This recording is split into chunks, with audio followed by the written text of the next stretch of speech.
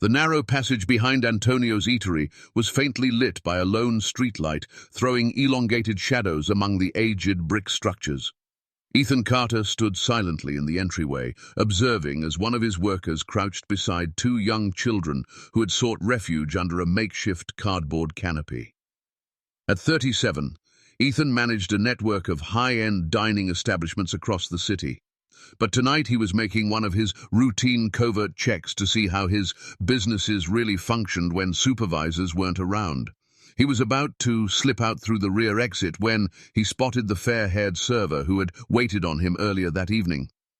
Her name was Lily, he recalled from her badge. She seemed to be in her mid-20s, with warm eyes and a soft demeanor that had struck him during his meal. Now, as he lingered in the shadows, Ethan saw her, reaching into a cloth sack and gently drawing out several dinner rolls wrapped in a clean dishcloth. "Here you are, Mia and Noah," Lily said tenderly, her voice carrying clearly in the still alley. "These are still warm from tonight's service." The two children, who looked to be about 7 and 4 years old, gazed up at Lily with faces full of gratitude. The older child, a boy in a thin blue jacket and tattered sneakers, reached out eagerly for the bread. The younger girl, holding a small stuffed toy, smiled timidly as Lily gently tucked a strand of hair behind her ear. "Thank you, Miss Lily," the boy said politely. "Mia was really hungry, but I told her you'd come, like you always do." Ethan felt his heart tighten as he began to grasp what he was seeing. This server, who earned just above minimum wage at his restaurant, was using her own funds and resources to feed homeless children living in the alley behind his establishment. "Noah, are you two staying warm enough?" Lily asked, kneeling down to talk to them at their level.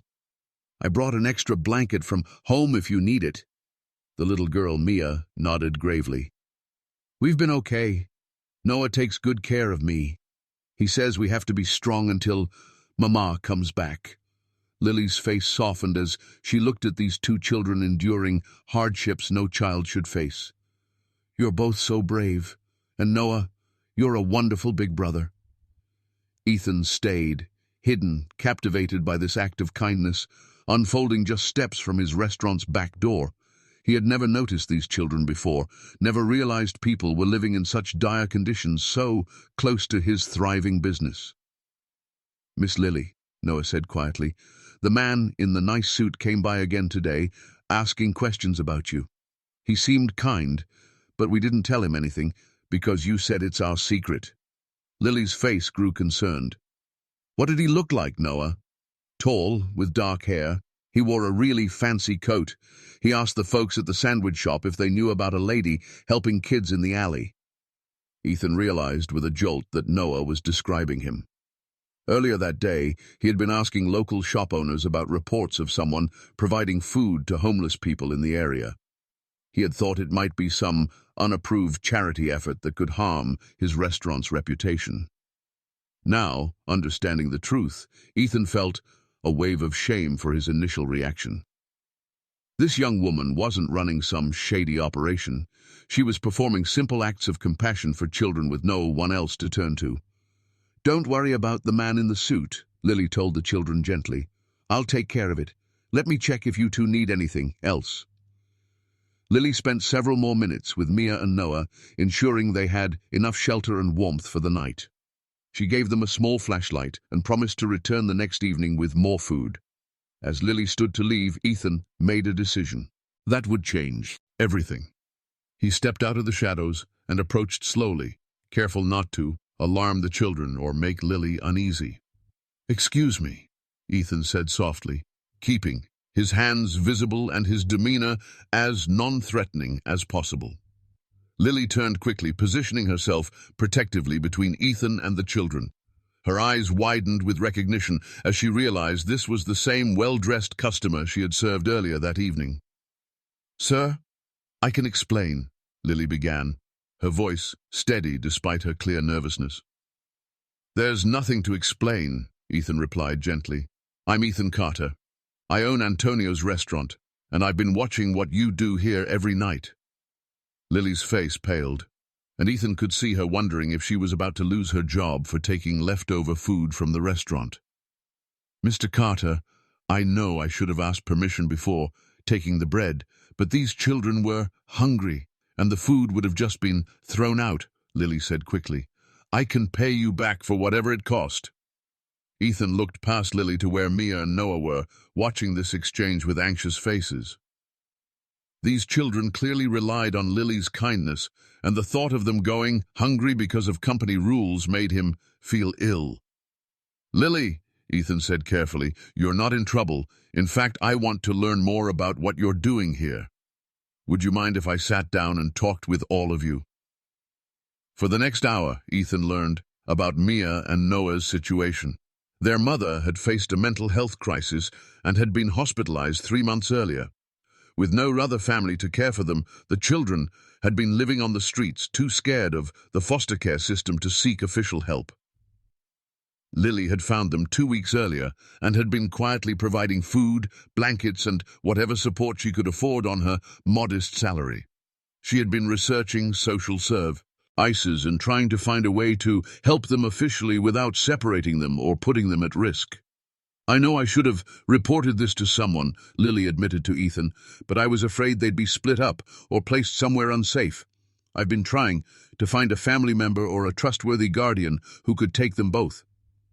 Ethan looked at this remarkable young woman who was sacrificing her own resources to care for children she barely knew and felt something shift inside him. He had spent years focused on profit margins and business growth, but Lily had reminded him of something far more important. Lily, Ethan said finally, what if I told you I want to help, not just with food, but with finding a real solution for Mia and Noah?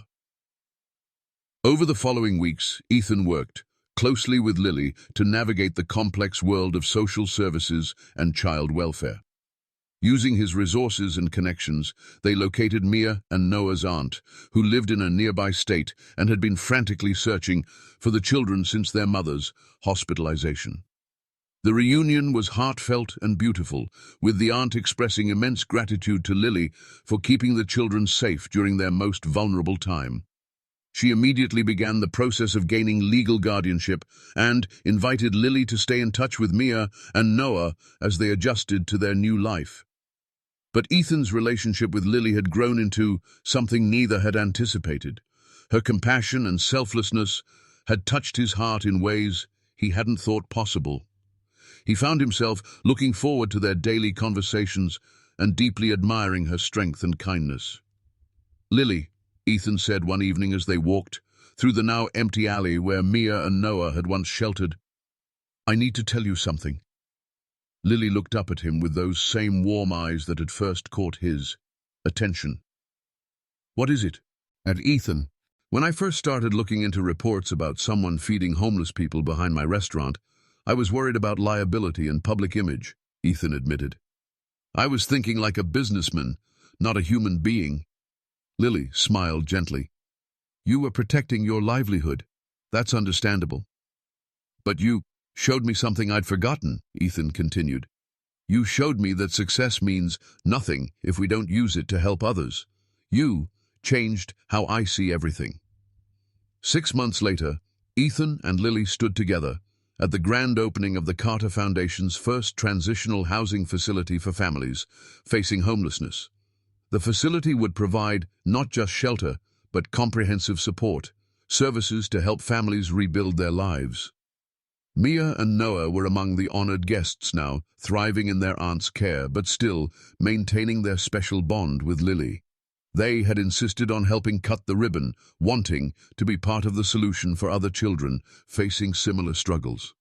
You know, Lily said to Ethan as they watched Mia and Noah play with other children in the facility's safe courtyard, I never imagined that hiding bread in my bag would lead to all this. Ethan took her hand gently, marveling at how this woman had transformed not just his business practices, but his entire understanding of what mattered in life. I never imagined that following an employee into an alley would lead me to fall in love, Ethan replied softly. Lily smiled, her expression as radiant as the one that had first drawn him to her.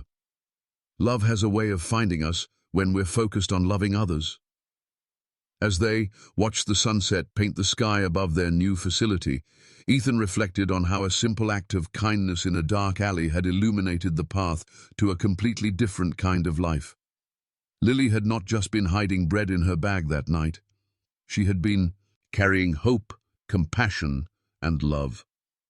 And in discovering her secret, Ethan had discovered his own capacity for the kind of love that changes everything. Sometimes, he thought, the most valuable things we find are the ones we weren't looking for at all.